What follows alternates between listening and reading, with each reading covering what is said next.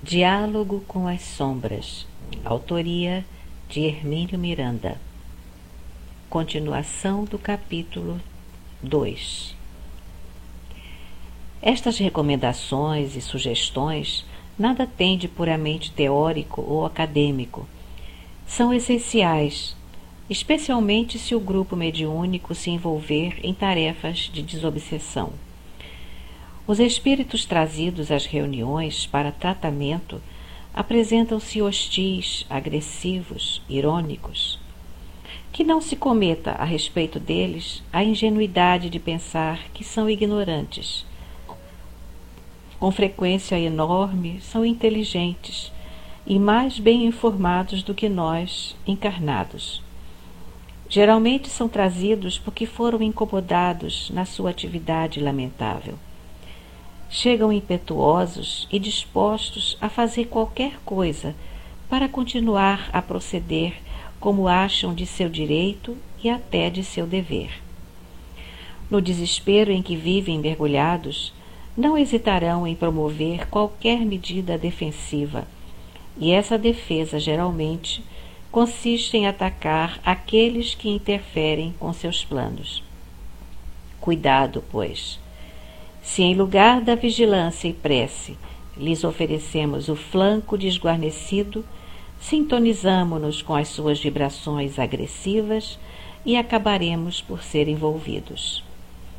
Daí a advertência de que o trabalho mediúnico nesse campo especializado é tarefa para todas as horas do dia e da noite. As recomendações de comportamento adequado são particularmente rígidas para o dia em que as sessões se realizam. No dia marcado para as tarefas de desobsessão, escreve André Luiz, os integrantes da equipe precisam, a rigor, cultivar atitude mental digna desde cedo. Abre nota de rodapé. Entre aspas, desobsessão. Francisco Cândido Xavier e Valdo Vieira. Capítulo 1. Terceira edição FEB. Fecha nota de rodapé. Resguardarem-se todos na prece, na vigilância. Fugiremos ao envolvimento em discussões e desajustes de variada natureza. Alimentação sóbria, leve. Não custa muito, pelo menos nesse dia, abster-se de carne, e é necessário prescindir do álcool e do fumo. Sempre que possível, durante o dia ou nas horas que precedem a reunião, um pouco de repouso físico e mental, com relaxamento muscular e pacificação interior. Enfrentemos com disposição e coragem os empecilhos naturais que possam obstar o comparecimento à reunião. Um mal-estar de última hora, por exemplo. Abre parênteses. Muitas vezes, principalmente no caso dos médiuns, já se trata de aproximação de espíritos angustiados ou coléricos que transmitem suas vibrações depressivas. Fecha parênteses. É possível que à hora da saída para a reunião chegue uma visita inesperada ou uma criança se ponha a chorar inexplicavelmente, agitada ou inquieta. De outras vezes, chove ou faz muito frio, ou calor excessivo, e um pensamento de comodismo e preguiça nos segreda a palavra de desânimo. Muitos obreiros promissores têm sido afastados de tarefas redentoras por pequeninos incidentes como estes, que se vão somando até neutralizá-los de todo. Nem percebem que os companheiros das sombras souberam tirar bom partido dos acontecimentos ou até mesmo os provocaram, como no caso do súbito mal-estar próprio ou de um membro da família. No dia seguinte ou horas depois, o mal-estar terá passado, como por encanto, mas o trabalho das trevas já está feito. Um obreiro a menos na seara, pelo menos naquele dia. A grande vitória começa com as pequenas escaramuças. cuidado, atenção, serenidade, firmeza. Quanto aos componentes encarnados do grupo, mais uma vez lembramos, é vital que os unam laços da mais sincera e descontraída afeição. O bom entendimento entre todos é condição indispensável, insubstituível, se o grupo almeja tarefas mais nobres. Não pode haver desconfianças, reservas, restrições mútuas. Qualquer dissonância entre os componentes encarnados pode servir de instrumento de desagregação. Os espíritos desarmonizados sabem tirar partido de tais situações, pois esta é a sua especialidade. Muitos deles não têm feito outra coisa, infelizmente para eles próprios, ao longo dos séculos, senão isto: atirar as criaturas umas contra as outras, dividindo para conquistar. Nem sempre o fazem por maldade intrínseca. É preciso entendê-los.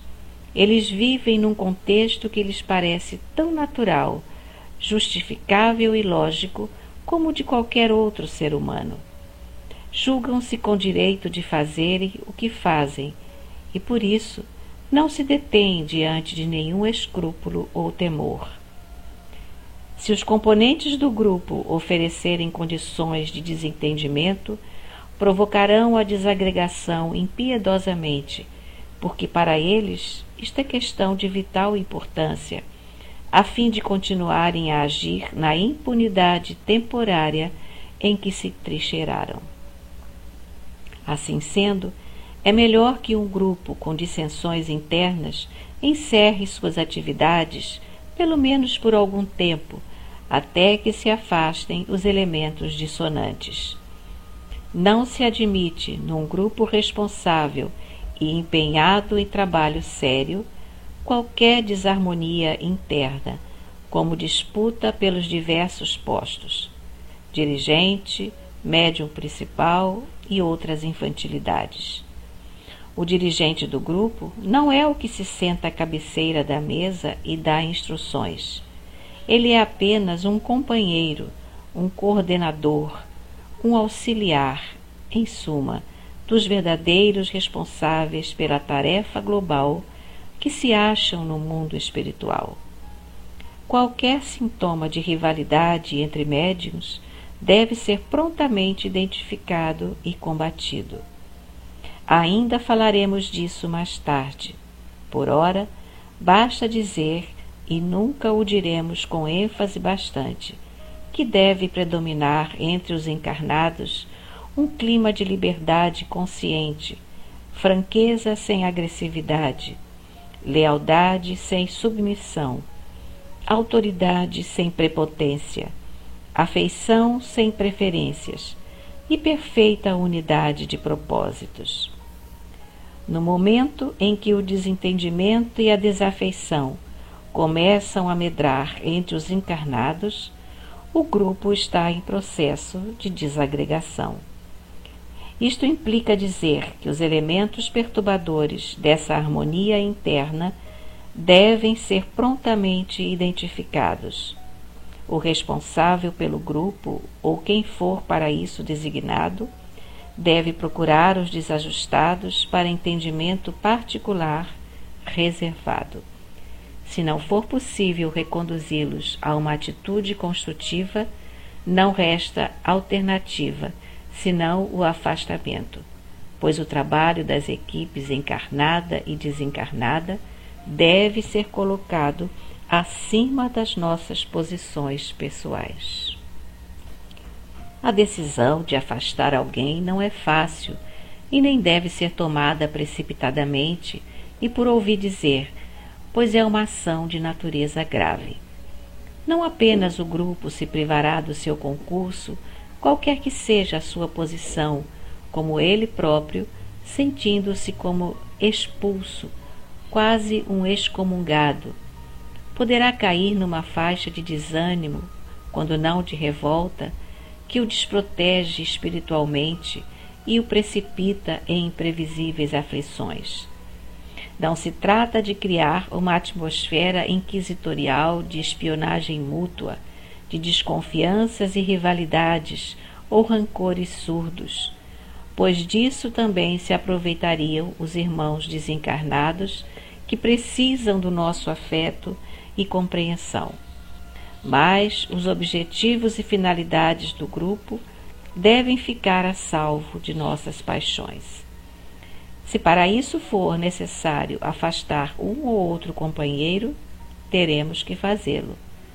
Cumprir o desagradável mandato com amor, equilíbrio e serenidade, mas também com firmeza. Talvez o companheiro perturbador possa retornar à tarefa mais adiante, já regenerado, mas entre sacrificá-lo pessoalmente e sacrificar todo o programa, não há como hesitar. Este aspecto é aqui abordado com franqueza e sem temores, porque, embora não mencionado usualmente nas anotações sobre trabalho mediúnico, é uma das grandes e frequentes dificuldades ocorridas em inúmeros grupos. Precisamos estar preparados para ela, porque mais cedo ou mais tarde haveremos de encontrá-la. Atenção, porém, nada de processos inquisitoriais, repetimos. O bom senso e a prece serão sempre os melhores conselheiros em situações como essa. Por outro lado, essas e outras decisões, isto é, todas aquelas que dizem respeito, por assim dizer, à gestão terrena do grupo, cabem aos encarnados. Os benfeitores espirituais ligados à tarefa dificilmente nos darão ordens para admitir este componente ou desligar aquele. Eles desejam que nós sejamos capazes de discernir e assumir a responsabilidade pelos nossos atos. O que esperam de nós é um clima de harmonização para que possam, em cada reunião, colocar diante de nós a tarefa que desejam que realizemos. É preciso que ofereçamos a eles aquele mínimo de condição indispensável.